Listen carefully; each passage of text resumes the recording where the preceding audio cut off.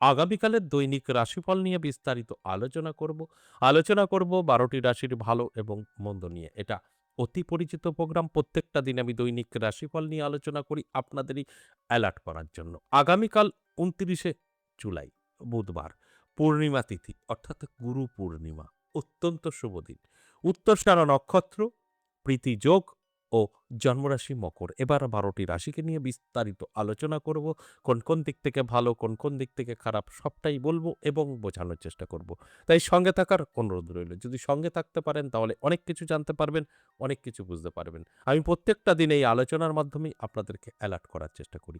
আর আপনারা যদি অ্যালার্ট থেকে আপনাদের জীবনে এপ্লাই করতে পারেন, সেক্ষেত্রে কিন্তু বেনিফিট আপনার আসবেই আসবে। তাই আমি প্রত্যেকটা দিন একটা কথাই বলি যে আলোচনাগুলো শুনে বুঝে আপনার জীবনে এপ্লাই করুন। তারপর গিয়ে বেনিফিট।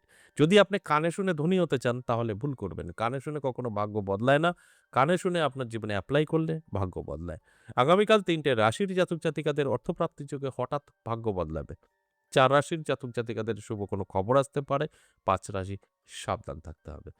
এছাড়াও শেষ পর্যন্ত আলোচনা শুনলে সঙ্গে থাকলে জানতে পারবেন আগামীকালের রাহুকাল সময়, শুভ সময়, লাকি নাম্বার বেশ কিছু জাতক-জাতিকাদের কাজে আসবে। আলোচনা তো করবই। তার আগে আমার সাথে কিভাবে যোগাযোগ করবেন, সেই বিষয়টা একটু বলি। নমস্কার, জয় মা কামাখ্যা, জয় মা তারা। যারা ভীষণভাবে বিপদে আছেন, কি করবেন বুঝে উঠতে পারছেন না, হয়তো অনেক অ্যাস্ট্রোলজার, তান্ত্রিক দেখিয়েছেন, সেখান থেকে সঠিক প্রতিকার-প্রতিবিধান আপনি করতে পারেননি খরচের জন্য। কারণ পয়সা ছাড়া কিন্তু কোনো রকম প্রতিকার এই মুহূর্তে সম্ভব না।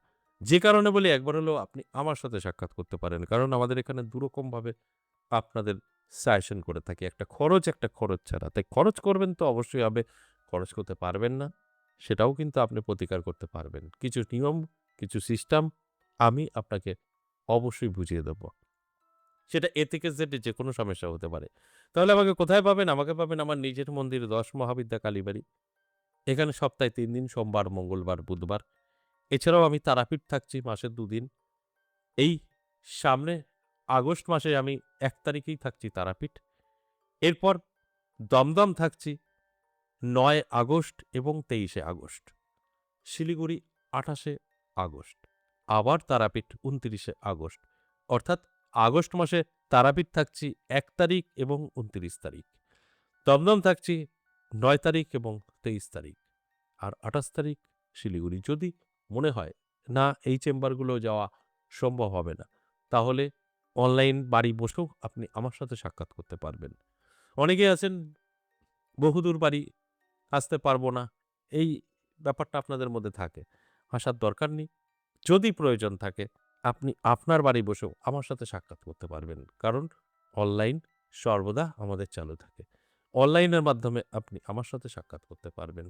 এটা সম্ভব। যদি আপনার প্রয়োজন থাকে তো। প্রয়োজন না থাকলে দরকার নেই।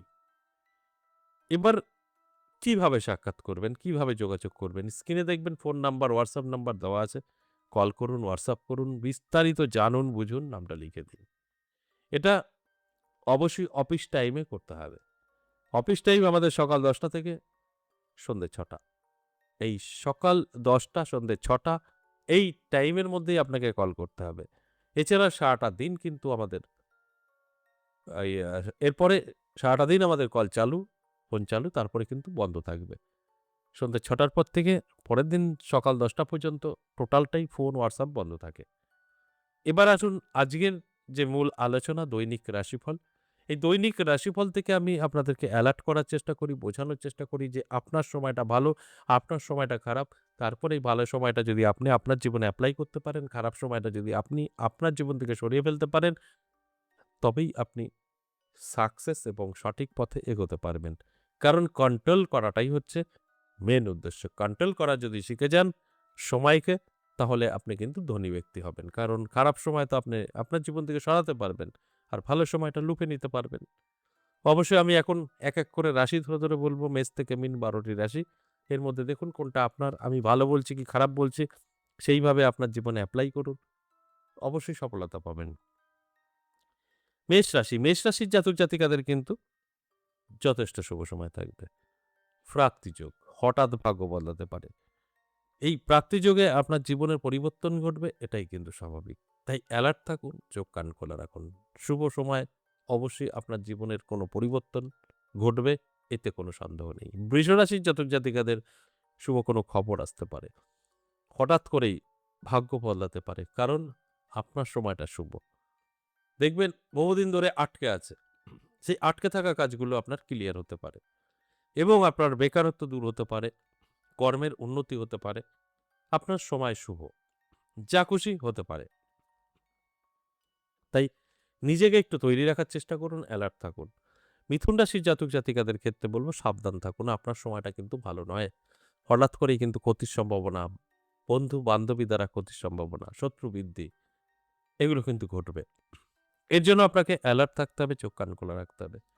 আপনি সেফ থাকবেন। আর তা না হলে সমস্যা কিন্তু বাড়বে। কর্কট রাশির জাতক জাতিকাদের ক্ষেত্রে বলব, আপনার স্বাস্থ্য সাথ দেবে না। এছাড়া অন্যান্য দিক থেকে ঠিকঠাক থাকবে।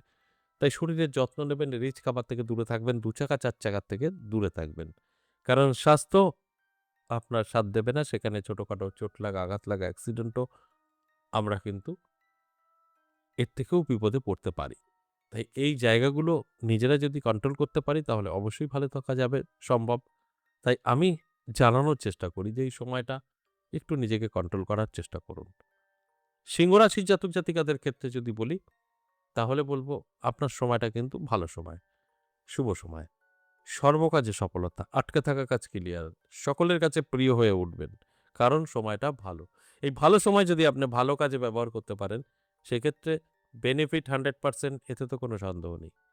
তাই আপনার অ্যালার্ট থাকাটা কিন্তু প্রয়োজন আছে। কন্যা রাশির জাতক জাতিকাদের কিন্তু সাবধান থাকতে বলব। আপনার ব্যবসা সংক্রান্ত বিষয়গুলো কিন্তু অত্যন্ত খারাপ পরিস্থিতি থাকবে। যদি আপনি ব্যবসা করেন, ব্যবসা ভালো চলবে না। আপনি যদি বেকার ব্যবসা করবেন, কোনো রকম চিন্তাধারা নিয়েছেন, সেখানে টাকা ইনভেস্ট করে ফেলেছেন, ভুল করে বসবেন। কারণ ব্যবসা জিনিসটা কিন্তু এই মুহূর্তে ভালো দেখা যাচ্ছে না। আপনার জন্য কিন্তু অনেকটাই খারাপ হতে পারে। তাই একটু অ্যালার্ট থাকুন, যেকোনো কাজ করার আগে ১০ বার ভাবুন, তারপরে করুন। তুলা রাশির জাতক জাতিকাদের কিন্তু প্রাপ্তিযোগ। হঠাৎ করেই ভাগ্য বদলাতে পারে। নানা দিক থেকে অর্থ এসে আপনার হাতে ধরা দিতে পারে। যে অর্থ আপনার ভাগ্য বদলে দেবে। তাই এর জন্য আপনাকে কিন্তু অ্যালার্ট থাকতে হবে, চোখ কান খোলা রাখতে হবে। কারণ কোনো না কোনো দিক থেকে তো আপনার জীবনে এই উন্নতিটা হবে, অর্থ আসবে। সেই জায়গাগুলো তো অবশ্যই ফলো করতে হবে। ফলো করতে গেলে আপনাকে অ্যালার্ট থাকতে হবে, চোখ কান খোলা রাখতে হবে। তবেই কিন্তু বুঝতে পারবেন। বৃশ্চিক রাশির জাতক জাতিকাদের বলব যে আপনি কিন্তু অনেকটাই মুখকে কন্ট্রোল করার চেষ্টা করুন। আপনার সময় ভালো যাবে কিন্তু আপনার মুখ আপনাকে অনেক কিছু থেকে পিছিয়ে দেবে।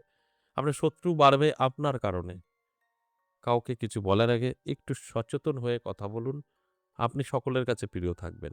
তা না হলে সমস্যা কিন্তু আপনার জীবনে অনেক বড় আকার নেবে। ধনুরাশির জাতক জাতিকাদের সময়টা কিন্তু শুভ। যেকোনো কাজে সাকসেস পাবেন। আটকে থাকা কাজ ক্লিয়ার হবে।